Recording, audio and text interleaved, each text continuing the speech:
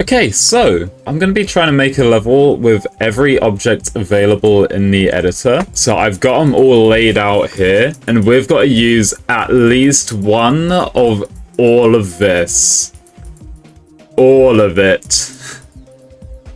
All of it. There we go. This is going to be a long one, so I'm going to be splitting this one up into episodes. There's no set rules for this, however, so like all these portals, I want to actually use them for gameplay. I'm going to be using the Calling by TheFatRat as a song, and instantly I think I want to use Robot for this beginning, and I'm going to use these slopes. So, hey, I'm going to be trying to reach 2,000 subs by the end of the year. So if you enjoyed this video and would like to help out, please leave a like and subscribe. It would mean a lot. Thank you. So I kind of already have an idea for like the theming I want to do for this, and I want to do kind of like the start I want to have the like a shipyard sort of thing with like these worn down ships, and then the second half I want to have sort of like a dreamy sort of section. The drop, I kind of want everything to sort of like come to life. Now obviously with how I create things, it's going to be quite abstract in that theming. However, I'm going to try with do some proper art for this. Now I will get rid of each object that I put down from the list here, but we'll do that at the end of each episode, and then we'll be able to look through to see what's still needs using. Thing with orbs, part of I'm kind of wanting to try use all things as soon as possible, but like I've got plenty of time, and most gameplay things use orbs and stuff in their gameplay, so I don't think that should be a problem. The problem will likely more come from toggle orbs. I don't know when I'll ever use this green pool rather than a normal one. 3 different teleport things, so that's going to be interesting. We'll figure something out. Get a couple more pads and orbs there. Like a couple things off the list. Probably should also use different types of spikes here. It literally does nothing for the gameplay, but like spike's a spike in it, you know? You can skip that orb, which is not very epic, so I'm just going to make the player do a bit more of a jump there. It's hard to say whether using every object will end up making this level worse. The worry is that obviously there will be no consistency throughout all the decoration, and it will end up becoming messy. And just everything being generally too cluttered is something that I should avoid. How am I going to use the mirror portals? That's going to be an interesting one. There's also going to be things such as like conflicting styles, because I've got to use the pixel blocks and I've got to use some of the like cartoony blocks. How am I going to put the hands in? I can maybe make like signs on the boats or something. Let's make an interesting little jump here. I want to try and make it so that you have to jump over the slope. I guess I would do that.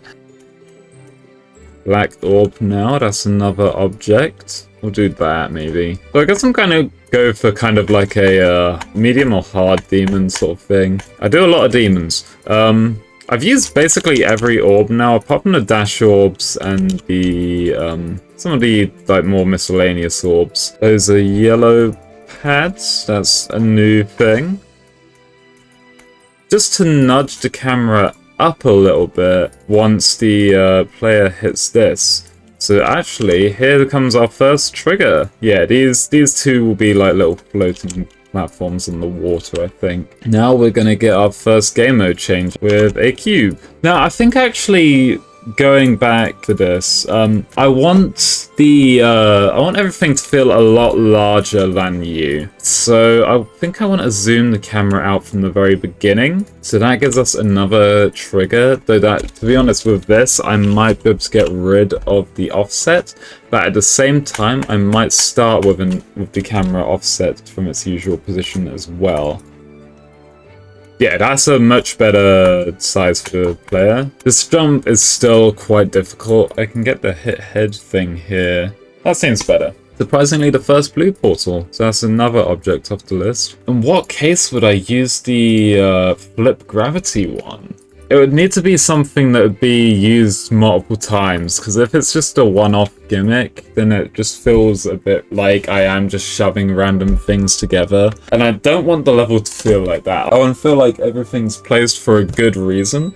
Okay, I can do the thing now. I will do it a couple times. And you know, I'm just gonna straight up mark it with a blue pad, which I guess technically also kind of gets that. Actually, I think I've used the blue pad already. Yeah. I guess the main criticism with this might be is that I could literally just get rid of this and it'd do the same thing. But like, I could do that no matter how I use this thing. So it's not exactly like, I'm really cheating with this. Kind of just as an object is redundant in and of itself. But also, I don't like the jumping, so this is a good reason to get this added on as well. Yes, hoping a big positive that will come from doing this is that I'll actually learn how to use some of the stuff that I've never used. Like, I've got to use a keyframe trigger, and I've never actually used that yet, so... Man, the more I think about everything that I gotta use, the more worrying this gets. I don't like how this is tightened up so much. Let's widen it up a bit more. Let's try do a mini thing here. So I want to do quarter notes with the inputs. And I don't want it to get as cluttered this time. And also it just takes off another object. I don't know where else I'll use it, so I'm gonna bring in... We've got two force objects here, actually, I've just realized. So we'll just use this one for now. Just basically gonna make it fling you up into this. And that works pretty well. And now we're gonna use a bunch more things. There's also gonna be a ship portal, a speed portal. Now what I'm going to do, I'm going to have this one as no touch, but I'm also going to make a version like this that will be hidden, won't be no touch. I don't know why I did that. We'll just make it follow the player Y as well. And that's just to avoid the player accidentally desyncing the level. But that gives us another trigger right in there, then and there. So now we're in a new game mode, and this will actually be quite good because I feel like I can get rid of some of the teleport things with this part. So I think, yeah, I'm going to bring a teleport portal. Like that, I guess, is fine. Okay, we're going to use this teleport orb now. I'm going to make the, give it a status force of 0. Just so that the player always is going just straight with that, just to make it a bit more consistent. I think if you teleport late or earlier, it still teleports you to the middle of the next one. So I think what I might do actually is make this one ignore X. But we're going to have an event trigger that is when the teleport orb is pressed. That will make a teleport trigger spawn. That also teleports you to group 4, but is ignore Y, and it's got save offset. So now you should keep your X offset, but you shouldn't keep your Y offset. That is not how I expected that to go. Probably because that's that. I really need the camera to be locked onto an object so that I can get a smooth movement. So I'm going to have to redo how all the camera stuff works, I think. X only on 6, follow. I have 6 follow the player, I guess. Plus 20 instantly. Silent on 6 and spawn it with this. So it should counteract the camera movement regardless. So then if I do like a 0.8, sign in, sign out, minus 20. That's kind of nice. We're going to set tops and bottoms of the camera. So we need edge. And that's, what do you know, another camera trigger. We've almost used all of them. It's just a gameplay offset. And I guess to rotate as well, and the mode. So actually we've used about half. Oh, actually, I've even just realized this is where I want to do the mirror portal. So because the mirror portal's transition is a bit weird, and I think that's most people's main gripe with it, we'll open this up a little bit for a brief moment, just to let the player get their bearing a little bit. By about here, you should be all right. Like, you already get a preview of what you're about to deal with. Maybe I'll be a bit kind and make the first spikes here also fake. I will also make the gameplay easier while you're backwards, just because, yeah, it definitely does become more difficult to read. So I do want to try and make it a bit more fair. Okay, and this is where I can use the green portal as well, actually, because you can very easily skip this, but I can make like an anti-cheat. If I make the player go through one of those and then a cube portal. Actually, I guess I just need the cube portal, don't I? Well, I could dream, right? But we can swap the game mode. We may as well here, right? So we got a wave, and then I think the gameplay wants to just kind of slowly wave up. Don't think we've done anything too out of place yet, which is a good sign. I think every object has had their place, but I do need to move the camera up here. Now, I do need to figure out a way I can skip-proof this portal. It could literally just be a case of doing this. But with this, I want the player gravity to actually lower. Specifically player 1, I might try do something with duels here. We can use another event trigger. And on yellow orb, we'll make the gravity half. Now we can actually use the options trigger, which is another new object, make the unlinked dual gravity on. So now both of these should go on the same side, except, okay, this is going to be confusing. One of them's normal gravity, the other's, no, they're both reverse gravity, but one has lower gravity than the other. That's correct. So if I get one option trigger for the unlinking dual gravity, and then another one, group 9, spawn, and this one, instead of unlinking dual gravity, it will just hide player 2. Okay, this is a little bug. Okay, if I do a free mode, which also takes off another thing, if I do that, does that do any better? That does do better. I've made the gravity of player 2 go super speedy. That will help me separate them a lot easier so that I can do what I want to do a bit better. Right, we want to bring the player back into view. This definitely isn't the best implementation of this idea. I think people have probably done it better. Disable player 2's controls here, just so once you actually hit this, you basically are just done with this section. I might even leave a portal here just as a little hint that it's going to happen. I think that's fair with the wave now. And now we're going to go back to this player doing some stuff. I need to bring this fella back down. And we can use a force thing actually. Now I don't think there's any difference between these, so I might just like straight up just use the other one and just it should be like fine. I think I need to make sure that these are always in the same spot.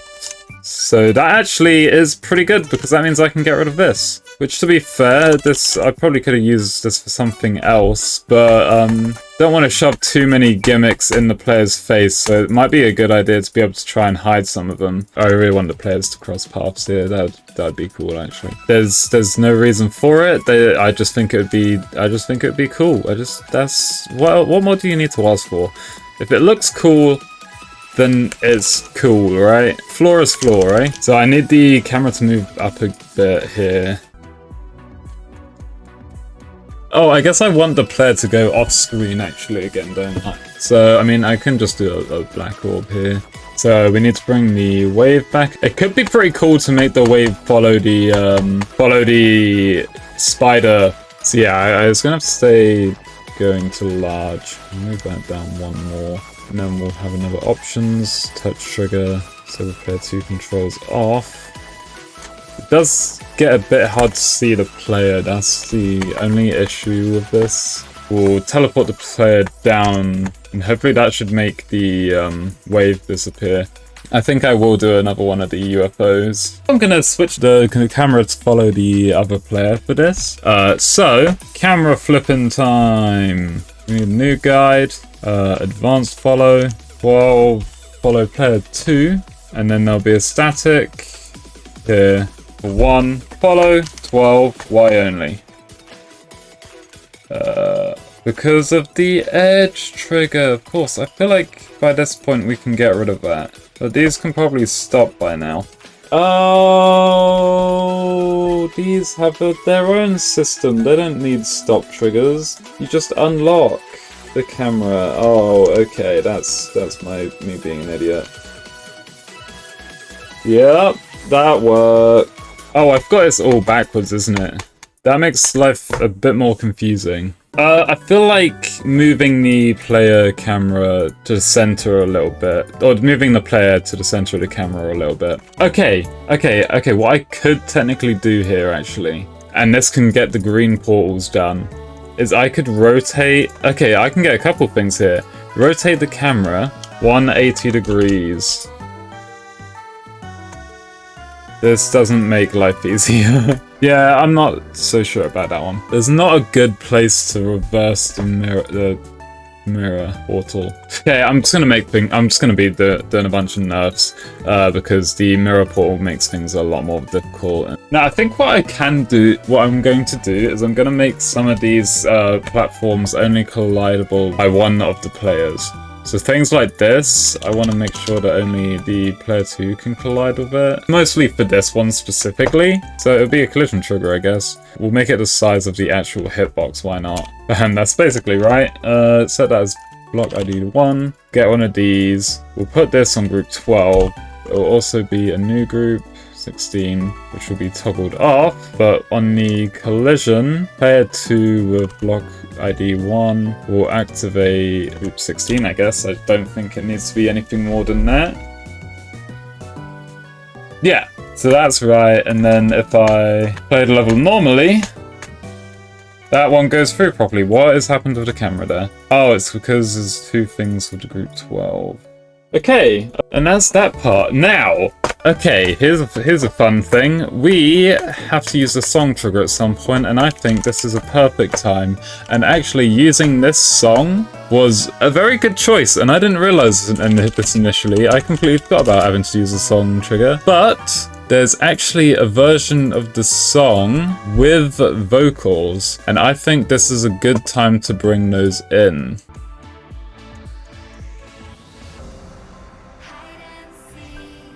I'm going to make the player solo again, and they're gonna teleport, and we'll just use the portal, because I've already used the teleport trigger. Actually, no, I have to use the teleport trigger, because of a little gimmick that I want to do for this next part, actually. I want to teleport with a spawn multi-trigger to 18, and that's just going to be constantly teleporting the player. We need to nerf effects. And it needs to be so unbelievably quick that you just can't even tell it's happening. But it can't be too quick, because otherwise it just doesn't work. That's pretty much straight. So, okay, the camera is going to be up here. And then what I'm going to do is I'm going to have like a platform. Just spawn 21. That's not right. 22. We want to make the timing longer for that, because I want it to make sure it actually goes off screen. So we'll just make it 160 and just double time. Okay, I know how I can use the time warp trigger. On the event that the dash orb is pushed, we will spawn 23. 23, we'll just use a spawn trigger because I want to spawn ordered, because I'm going to be using a bunch of triggers. 24, and then it's going to do a speedy time warp slow down, and then that's just gonna start going back up again. These want to be longer, so I can set group parent on the first one, and then if I scale it out with the X, it should just make the time for that take longer.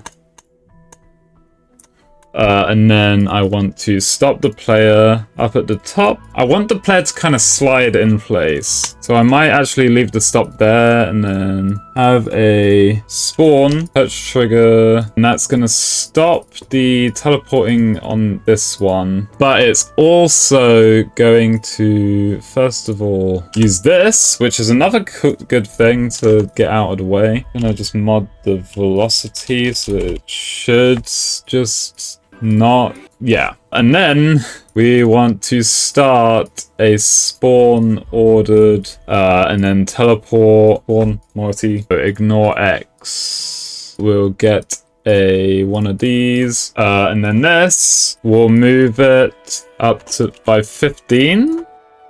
Yeah, that you kind of slide on. Nice, okay, and then we basically just have to keep doing this over and over again. Cool. We can move this camera down. Yeah, that's perfect, because then you end off going rightwards, which is very nice. It does look a little tight, and it looks a little odd, but I think I know how I can decorate this to make it look a lot nicer.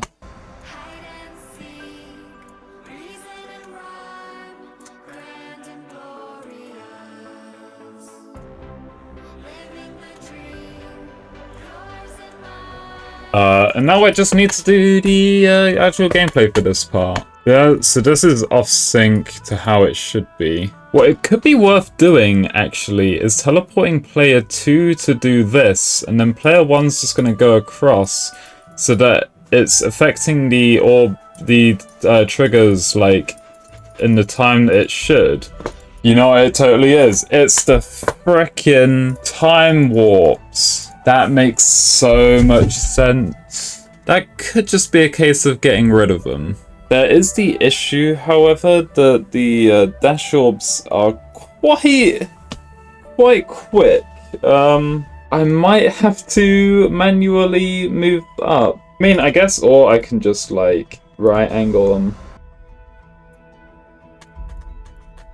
It kind of works. It kind of works. I wish I could keep this at a consistent pace, but I just can't do that. I wonder if I can make the fire particles disappear. Like if I go no effect, it does not.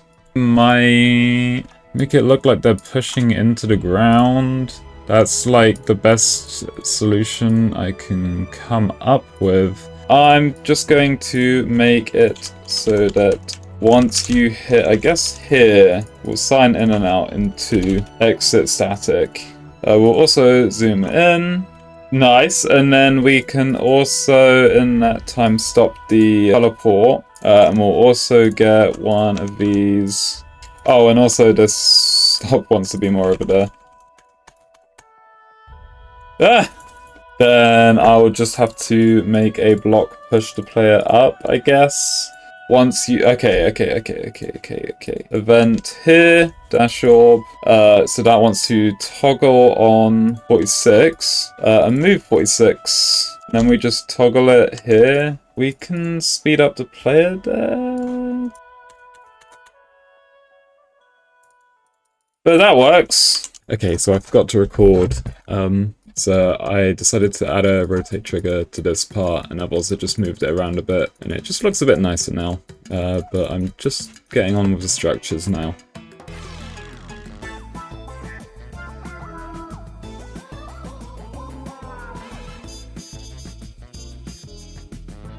Looking at this could totally be like a coin route thing, so that's why I'm doing this, having it re-emerge here. I'm not going to fill this with coin at the moment, but I think I'm going to have to use a lot of collectible stuff, so we'll worry about adding up the coins in a bit. It transitions perfectly. Okay, that's cool. Let's go back to what I was doing. I'm going to do some structures here that can only be touched by player 1, because I've already got the ones that are here that can be touched by player 2. I'm just going to use these to differentiate. So if you do that, you're fine. There. Nice.